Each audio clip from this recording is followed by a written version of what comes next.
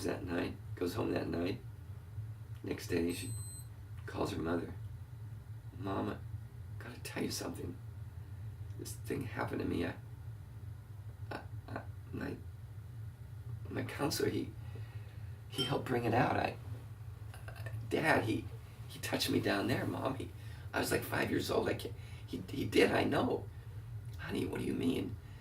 I just had this whole memory of, I'm in bed with my pink blanket, and I look over and I see the teddy bear, the green teddy bear that Dad got for me, and I got my red pajamas up.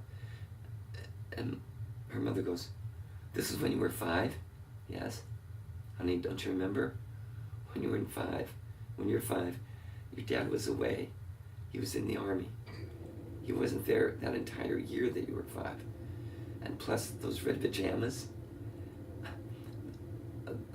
those are little pajamas that you had when you were 2. You couldn't have fit into your red pajamas. You saw pictures of your red pajamas. And that pink blanket,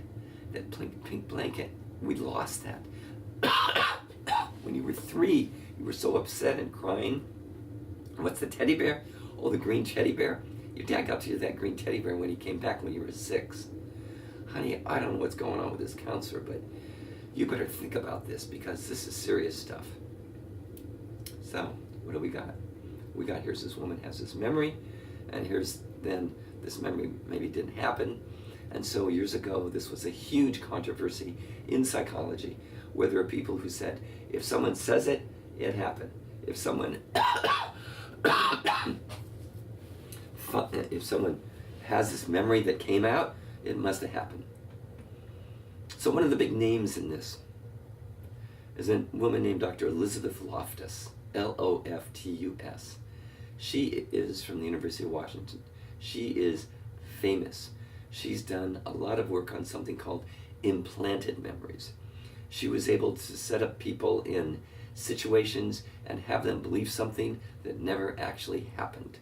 She did one of the lost child in the mall story, where she asked undergraduate students a number of questions on a survey, and then asked them also about their parents.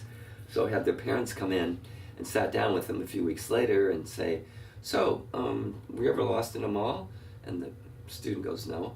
And then the psychologist had told the parents to, fake this story. Oh yes, honey, just remember you were lost in the mall, and the security guard found you and gave you that ice cream cone, and when we came back, you were sitting on the bench, and you weren't, scared at all?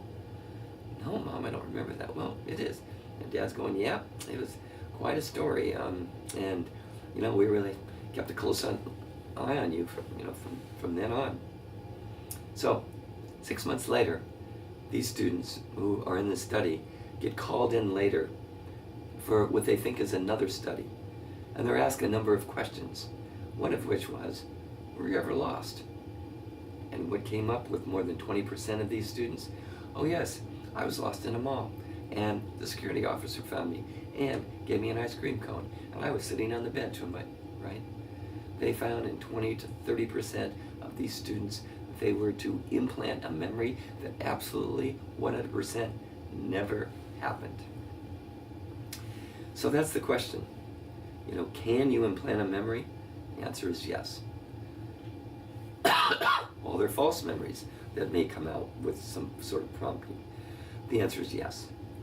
If you want to look up, and I'll give you 1 point bonus, one of the most famous studies, not studies, famous criminal investigations of a preschool. It's called the McMartin preschool case, where a little boy came home one day, said to his mother said, well, how was school today? Oh, it was fine. Well, did everything go okay? Well, Miss Julie, she got mad at me. She got mad at you? Yeah. What'd she do? Oh, she yelled at me. Did she hit you? I don't know. Did she hit you or not? Well, a little bit. What do you mean a little bit? Where did she hit you? Oh, I think maybe here. And she looks on his behind. Here is some red marks, and it's like, oh my goodness. So she calls another parent. I think my child's been hurt. One thing leads to another, and they then, accuse the um, Martin preschool workers of abusing the kids, hurting the kids. Stories come out when they come and interview the children later, that there's satanic rituals, that they were killing babies, that there were caves underneath. One of the police officers, when he walked in later on in the investigation, one of the kids said, "That's one of the devil men. He's one of the devils," right? And so they took him to trial. And they kept him in jail. And they said, "If you admit it, then you'll be the first to admit it, and we'll let you go." None of them admitted it. So you look it up and you'll see this apparently is a story of implanted memories. So there we are. We've talked about memory. We talked about acquisition. That is, when you first hear this information and begin to encode it in your brain. Storage, when you move it from your memory, working memory, into your long-term memory. Retrieval, when you either pull it out through recognition or recall. When we talk about suggestions or reasons for forgetting, and all the different ways that we forget. You know, this interference thing, let me go back for a moment. I think this will be a good one for those of you who have grandparents. What you find is that people forget things, right, as they get older. And some of the research that came out recently said one of the reasons that people forget things is they have hundreds of thousands of millions of memories in here.